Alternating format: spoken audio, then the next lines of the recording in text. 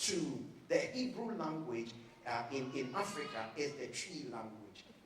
No, it's true.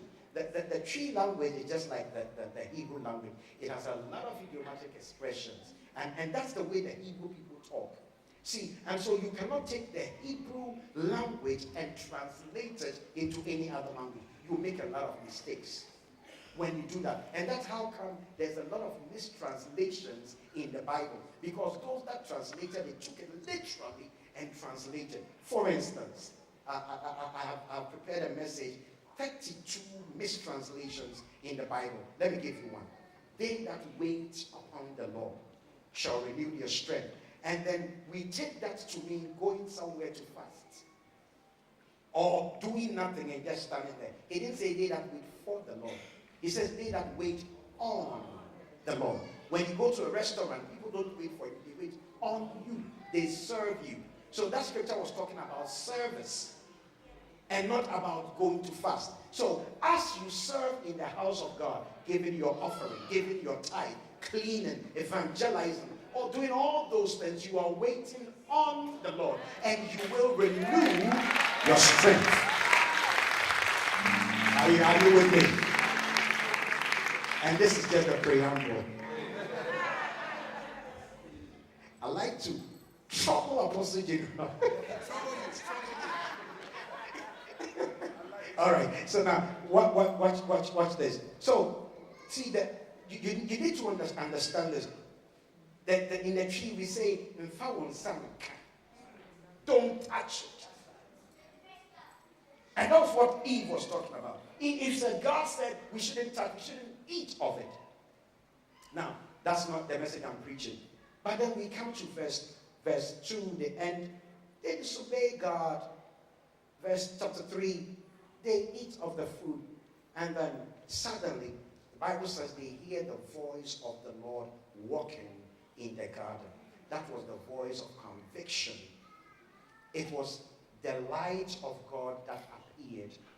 They had moved from a place they were not supposed to move from. When God made man, hear this, this is a good one. When God made man, he gave him knowledge, but he only gave him knowledge of good. And so when you hit man, the only thing he knew to do was forgive. He didn't know retaliation. Because God had not exposed him to the knowledge of evil. He didn't know disobedience. God had not exposed him to that. The only thing he knew to do was good.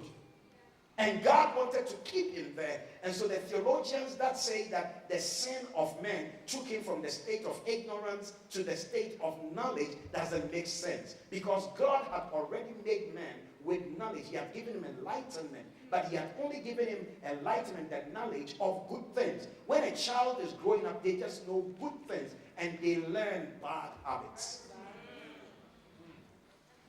So the knowledge of evil came from somewhere else. The disobedience came in. Then God shows up. Verse 40.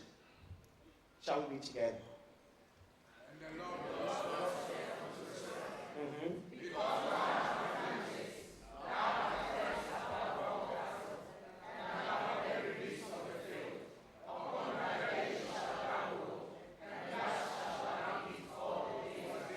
I love this verse. I'm just confused by a few things because I always thought the serpent was a snake. But when I read this verse, I become confused because it says you will go on your belly all the days of your life and you will eat dust, and snakes don't eat dust. So it makes me wonder what kind of beast it is, but it's not important anyway.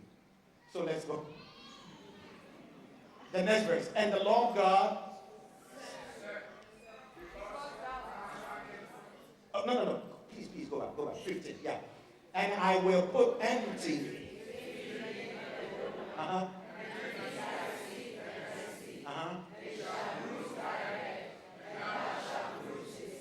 16.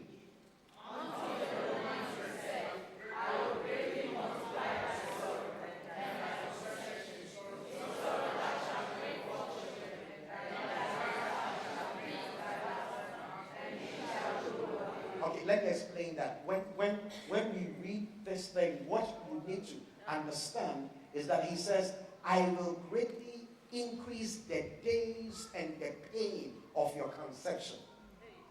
You will become pregnant not for 2 weeks anymore, but for 9 months. And if you're a black woman, you spit throughout the 9 months.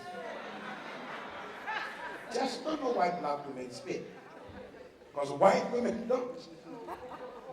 And you are going to go through a lot of pain. And during your delivery day, you will have a lot of pain.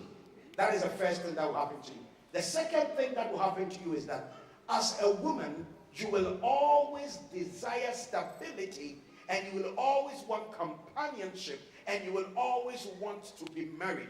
And that is what will give the man an advantage over you. The man will use that desire to rule over you.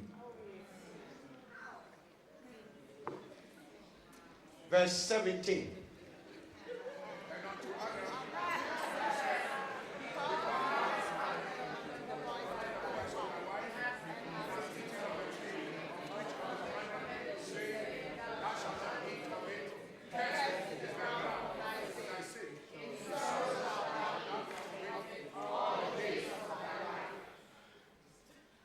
Eighteen.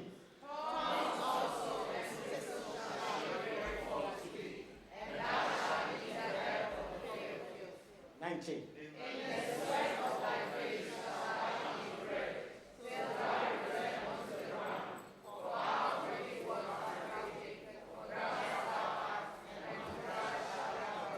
May the Lord add his blessing to the reading of the scriptures. It's very interesting. There is a problem. There are 3 culprits: the serpent, the woman, and the man. God comes in. He first addresses the serpent, and very clearly and categorically he says, you are cursed.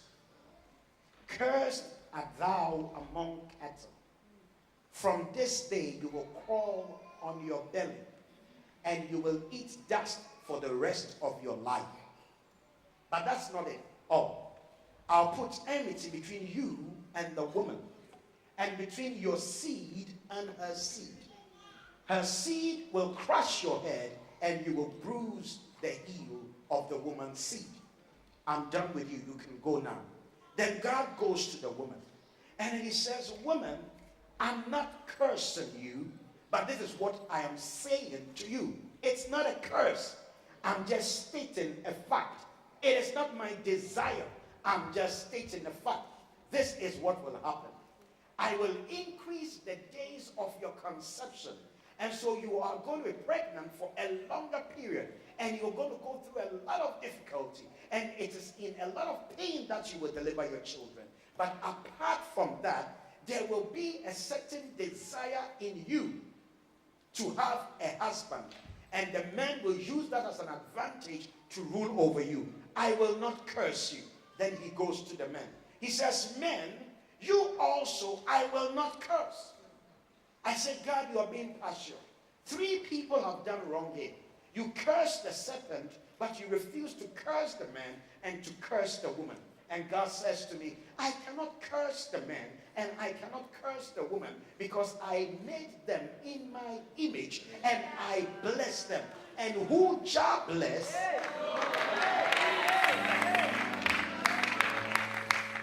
that's what Pastor Bob Marley.